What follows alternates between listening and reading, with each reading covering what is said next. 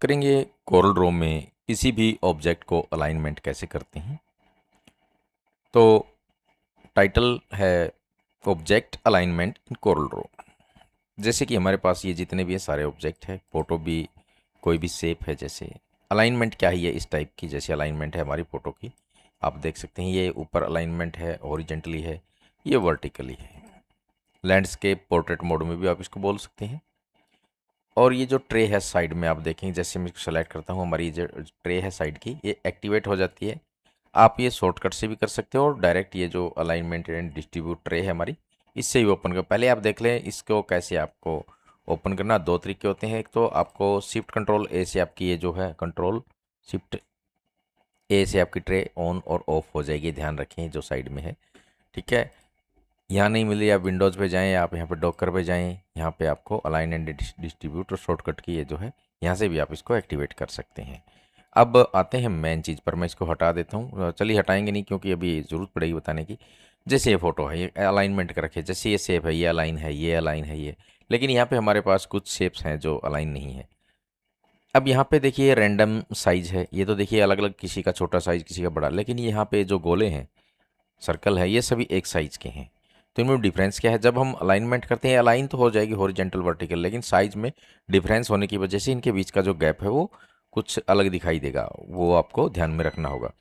तो यहाँ पे अभी जो बात कर रहे हैं, हम कर रहे हैं इनको अलाइनमेंट। जैसे हमारे पास ये गोले हैं, सर्कल है, इनको एक लाइन में दो तरीक़ों से ये होते हैं। एक तो आप हॉरिजेंटल और एक दूसरा जो हो वर्टिकली आप इनको अलाइन कर सकते हैं। मैं पहले आपको ये जो है वर्टिकल में अलाइन करके दिखाऊंगा। जैसे कि ये यहाँ पे साइड में, यहाँ पे हमने दिखा रखे हैं, ऐसे में इनको। तो सबसे पहले दोस्तों देखिए सेलेक्ट करने का तरीका क्या है। तो एक एक को सेलेक्ट कर लें आप, शिफ्ट बटन दबाएं, दूसरा कर लिया, तीसरा कर लिया, तीसरा, या फिर डायरेक्ट आप ड्रैग करके सभी को एक साथ सेलेक्ट कर सकते हैं। अब आपने अगर हॉरिजेंटल आपने इनको अलाइन करना है तो आप टी एंड शिफ्ट ई का इस्तेमाल करेंगे। अगर आपने वर्टिकल इनको अलाइन करना तो आर एंड शिफ्ट सी का इस्तेमाल करेंगे। क्योंकि हमने वर्टिकल करना है तो पहले हम सिर्फ आर बटन दबाएंगे, ठीक है। आर से क्या होगा, एक लाइन में सीधे हो जाएंगे। अब देखिए एक लाइन में सीधे हो गए, लेकिन के बीच का जो गैप है कम ज़्यादा है, यहाँ पे काफ़ी कम गैप है। अब ये जो बीच का गैप है बिल्कुल समान हो, उसके लिए हम क्या करेंगे, यहाँ से शिफ्ट बटन और सी बटन दबा देंगे। देखिए अब देखिए इनके बीच का जो गैप था वो बिल्कुल एक जैसा हो गया। तो हमने यूज़ किया आर और शिफ्ट सी। पहले आर दबाया, उसके बाद शिफ्ट सी दबाया सेलेक्ट करके, ठीक है। अब हम ये करेंगे टी एंड शिफ्ट ई। आपने क्या करना है, सबसे पहले इनको सेलेक्ट करने हैं और उसके बाद हमने दबाना कीबोर्ड से टी बटन। अब जैसे ही टी दबाएंगे देखिए अलाइन तो हो गई ये हॉरिजेंटली, लेकिन इनके बीच का जो स्पेस है रैंडम है, कहीं पे ज़्यादा कहीं पे कम। आप चाहते हैं कि सबका साइज जो है इक्वल हो, बराबर हो, तो उसके लिए आपने क्या करना है, अभी शिफ्ट और ई को दबा देंगे तो जो साइज है वो बिल्कुल देखिए इक्वल हो जाएगा। आप इनको सेलेक्ट कर लें, इनको देखिए मैं शिफ्ट टी दबाता हूँ। आप सॉरी शिफ्ट टी नहीं दबाना, आपने सिर्फ टी दबाना है यहाँ पे, और अब दबाना शिफ्ट ई। ये देखिए इक्वल हो जाएंगे। ये ध्यान में रखने वाली चीज़ें हैं, कई बार कन्फ्यूज़न हो जाती है कि टी अकेला दबाना है शिफ्ट के साथ दबाना। तो टी अकेला दबाना होता है और ई जब दबाएं आप शिफ्ट सी।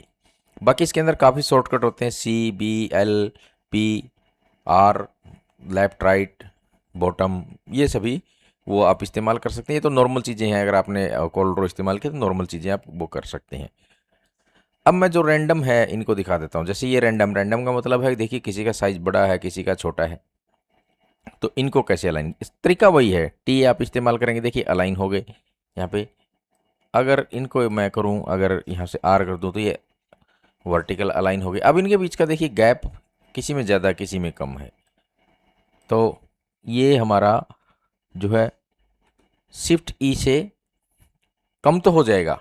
वैसे देखें तो ये जो गैप है इक्वल है, लेकिन इक्वल क्यों नहीं दिख रहा, क्योंकि किसी का साइज़ हमारा बड़ा है, किसी का साइज़ छोटा है, इसलिए जो साइज़ है वो अलग अलग दिखे। इसलिए आप इनको सेपरेटली भी आप इस्तेमाल कर सकते हैं। अगर आप फिर भी गैप को बढ़ाना चाहें इनमें या इनके अंदर, देखिए यहाँ पे मैं आपको दिखा देता हूँ। ये जो है यहाँ पे जो ट्रे है, इसमें यहाँ पे अगर आप वर्टिकल बढ़ाना चाहते हैं, क्योंकि हमने अभी हॉरिजेंटल इसको इस्तेमाल किया है, तो हम हॉरिजेंटल यहाँ पे जाएंगे। हॉरिजेंटल पे इसका जो साइज है, थोड़ा सा और गैप बढ़ाना चाहें तो बढ़ा सकते हैं, और जैसे ही इसको हम बटन दबाएंगे यहाँ पे हमारा गैप बढ़ जाएगा।